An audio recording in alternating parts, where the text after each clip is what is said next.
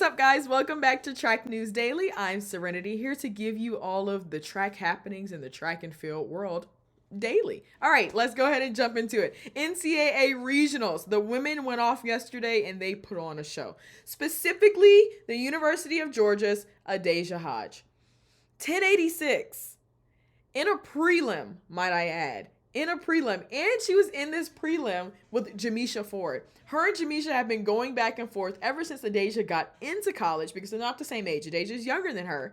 And Jamisha was like, she was taking a crown. Already a national champion, taking a crown. And then here comes Adasia Hodge from UGA.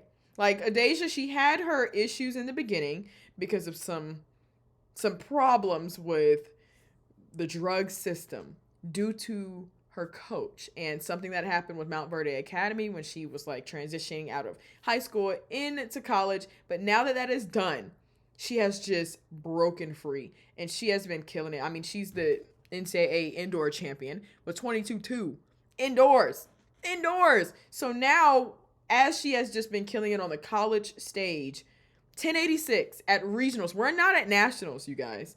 At regionals. And she took the top qualifying time in the 200 as well with 22-3. But I also want to talk about her head coach, and that's Carol.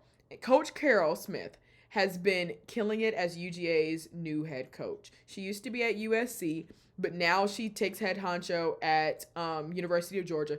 I love it because, one, there's not a lot of women coaches in the NCAA, especially for track, and not a lot of black women coaches. So, like, a double negative, a double positive, whatever you want to say. I love it. I am there. I am absolutely here for it. But now I just want to see what she does with these athletes like any other coach would. I want to see how she maintains, especially these young sprint phenoms. That's what Adasia Hodge was. Like, Adasia was killing it in New Balance before she even got to college. Like I said, she ran for Mount Verde Academy.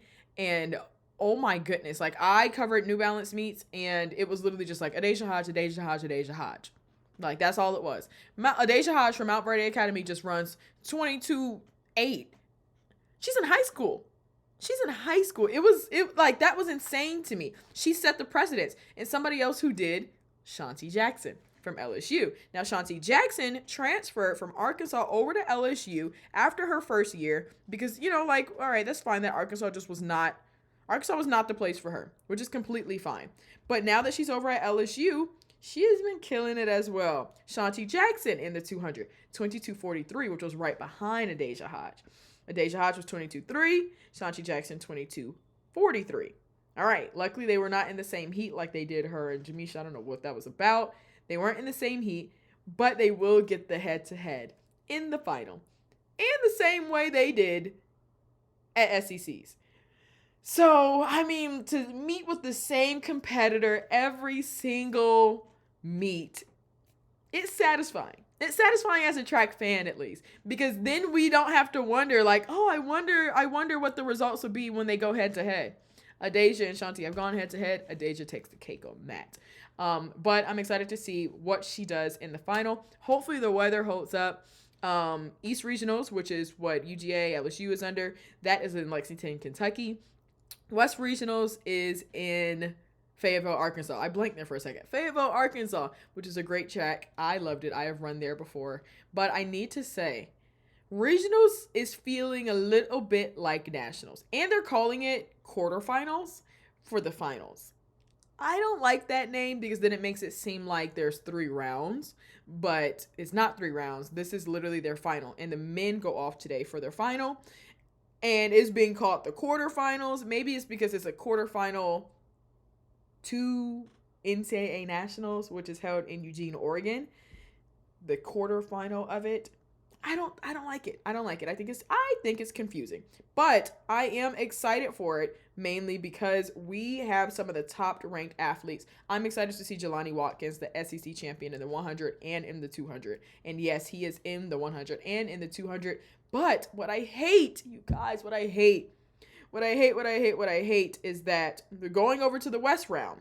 Looking at the results. We're going over to the West round. USC, Garrett Cullen, who took the indoor 200 out of surprise to, everybody. Not because he's not fast, but to see that, it was kind of surprising. And he ran like 19 doing it. But he did not finish in the prelim. So we will not see the reigning indoor champion in that. But back to my original point about, is it regionals or is this nationals? Because that's how it's feeling. But this is the new climate, if we're being completely honest. Like, this is the new climate for track and field. Times are getting faster. And because the times are getting faster, their winning times are getting stupider. And because of that, qualifying standards are changing. Like, the qualifying standards came out for World Athletics in 2027, and they are fast. And, you know, as a fan, you're like, what? Nobody's going to be able to run that fast. And then they do. And then we also need to realize those are the qualifying standards because of what the athletes have already been running. And that's the reason why it's that fast. Because of athletes like this. Running stupid fast. Running 9s and running 19s. Like, Jelani Watkins from Arkansas won the 100 running like 9 points something. Okay? And then he ran 19.8 in the 200. What are we doing? What are we doing? He's also a transfer. So like how Shanti Jackson went from Arkansas to LSU, he went from LSU to Arkansas. And Jordan Anthony was also back in the day, last year. He won nationals and he came from Arkansas as well. So Coach Johnson is doing something right with those Arkansas sprinters. At least on the men's side, just because you have one transfer of Shanti Jackson does not mean that they're all of a sudden have things that are wrong. But on the men's side, they are starting to make a statement. Because Jelani is not the only one in that field. So Arkansas is really starting to have more and more bodies, which is what I just continue to be really excited for. I mean, you need the more bodies so that you can end up winning nationals. And that's what Arkansas is extremely privy to anyway. They're used to this. They have won nationals plenty of times. But I don't think that it necessarily comes from wholeheartedly the sprint side. Like, the most of the weight when they do win nationals comes a lot from distance. Comes a lot from their field events. And I think that now that they're coming up on the sprint side, now more people are going to want to go there. Like I said, I do believe that people like Jordan Anthony really set the precedence on things like that. And that's the reason why they're starting to get more and more athletes to come there. So I'm excited to see that one. Not going to lie. And that is going off today. So that for that one, regionals or nationals, never know. I'm excited to see what they do at nationals because they're running this fast at regionals. So it's going to be crazy. But we got to talk about Athlos, you guys. Athlos has announced not only their locations, but a new structure. So for the ones who don't know, Athlos is an all-women's track and field meet, and it was created by Alexis Ohanian, Serena Williams' husband.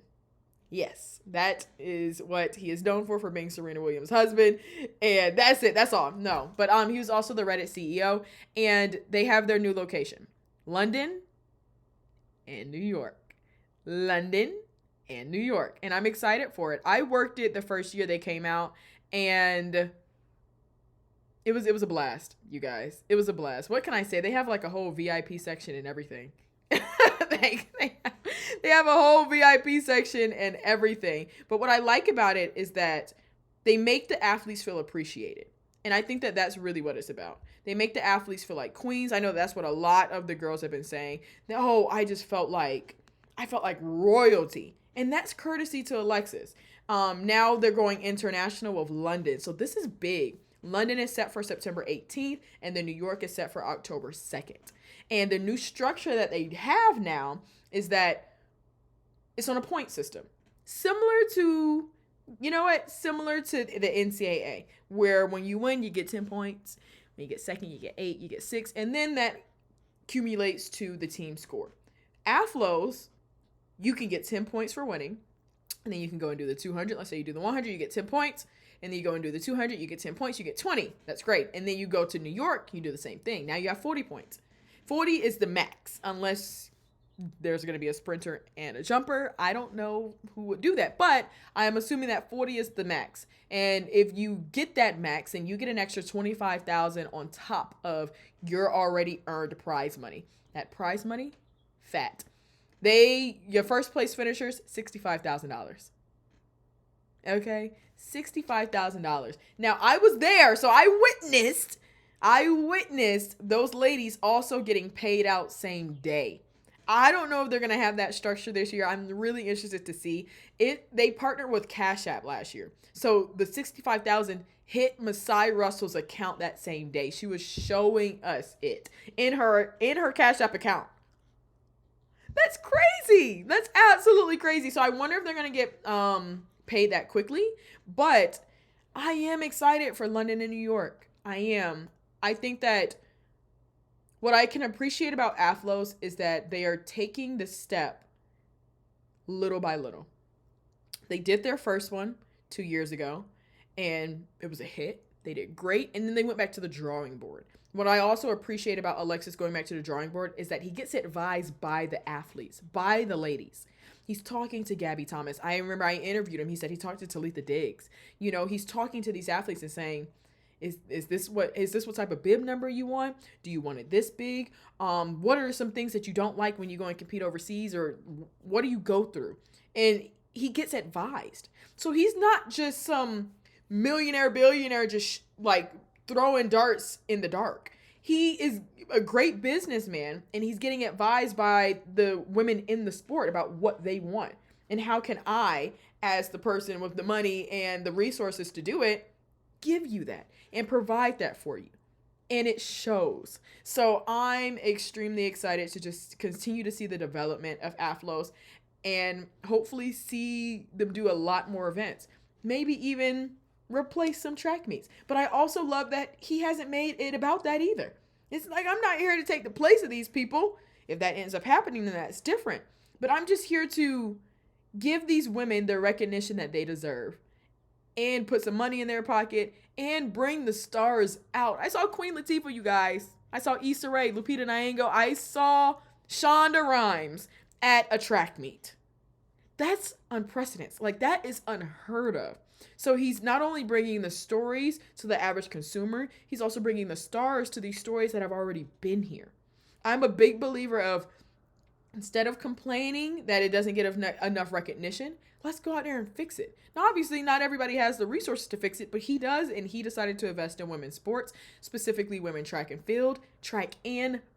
So Tara Davis Woodhull is coming back for a long jump, hopefully in Times Square again. And I think that that'll be really great. I'm super, super, super, super excited for it. All right, but Rome Diamond League to close us out, you guys. The Rome Diamond League is coming up, and I am super excited for it. Specifically, Julian Alfred versus Melissa Jefferson Wooden in the 200. Dun, dun, dun. Like, it's literally going down, you guys. Like, it's literally going down.